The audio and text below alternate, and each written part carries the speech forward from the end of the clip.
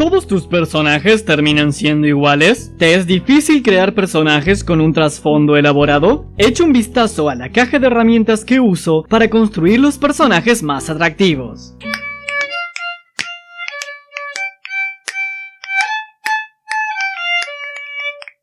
Hola a todos y bienvenidos al quinto Book Tips. En esta oportunidad veremos una de mis partes favoritas del proceso creativo, la creación de personajes. Quienes me conocen saben que es un proceso que disfruto en todo sentido, ya sea para hacer personajes propios o para hacer héroes en juegos de rol o para crear mis avatares en juegos de computadora. Y si el juego me ofrece la posibilidad de personalizar físicamente al personaje, puedo estar arriba de 30 minutos eligiendo solamente su aspecto. Te voy a brindar entonces 3 herramientas de lo más útiles para la hermosa tarea que es la creación de personajes. Primera herramienta, fichas de personaje. La ficha es tu carta fuerte, donde tendrás todos los datos más importantes acerca de tus personajes. Podés hacer la ficha como te sea más cómodo, no hay un solo modelo de ficha, pero yo te voy a decir cuál es la información que yo incluyo. La descripción física. Cómo se ve tu personaje es importante para los recursos visuales que usarás en el resto de la narración. Si te animás, podés agregar algún dibujo para que te sirva de guía. Por supuesto, no hace falta que seas un artista ilustre. Los detalles, como lugar de origen, edad, ocupación o trabajo y muy, pero muy importante, el nombre. Nunca te olvides, por más tonto que suene, de ponerle un nombre que realmente lo represente. La personalidad. Es importante decidir qué arquetipo de personalidad tendrán tus personajes. De esta manera te será más fácil elaborar diálogos y sus reacciones ante distintas situaciones. Aficiones. Igual de importante que la personalidad es definir qué le gusta y qué no le gusta a tu personaje. Estos pequeños detalles le darán mayor vida a tu historia. Relación con otros personajes. A mí me resulta muy útil plantear cómo se llevan los personajes entre sí, ya que también ayudará muchísimo a la hora de hacer los diálogos. La historia. No es necesario que escribas una biografía, pero siempre es una gran ayuda saber el pasado de tus personajes. A tener en cuenta, todos los elementos de la ficha estarán relacionados entre sí, por supuesto. Y finalmente, el rumbo del personaje. Y con esto me refiero a qué participación tendrá en la historia, qué hará en ella, cómo se verá afectado por la trama, qué cambios sufrirá, etc.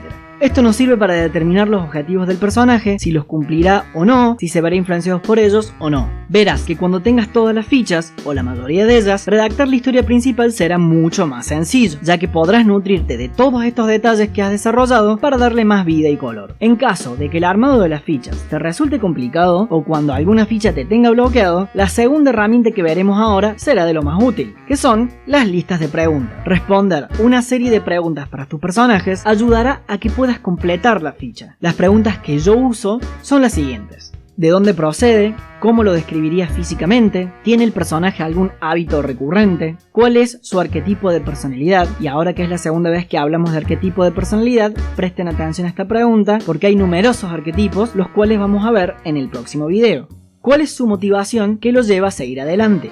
¿Cuáles son sus objetivos? ¿Cuáles son sus fuerzas y debilidades? ¿Cuáles son sus cosas favoritas y cuáles las que más detesta? ¿Cuáles son sus miedos? ¿Cuáles son los prejuicios e ideas del personaje? ¿Cuál es su situación familiar o amorosa? ¿Cuál es la fe, la ideología o las creencias del personaje? Y estas 3 preguntas que vienen ahora las incorporé después de jugar al juego de rol Séptimo Mar, el cual lo recomiendo al 100%. ¿Qué opina el personaje de su lugar de origen y del lugar en donde vive actualmente? ¿Cómo le gustaría terminar sus días al personaje? ¿Y qué consejo le darías vos al personaje? Esta última pregunta es una de mis favoritas porque te ayudará a contrastar tu forma de ser con las de cada personaje. El personaje puede tomar o dejar tu consejo, y ahí es donde se vuelve una de las preguntas más ricas. De esta manera evitarás que todos tomen las mismas decisiones o que se parezcan demasiado a tu propia personalidad. Y la última herramienta, listas de personajes.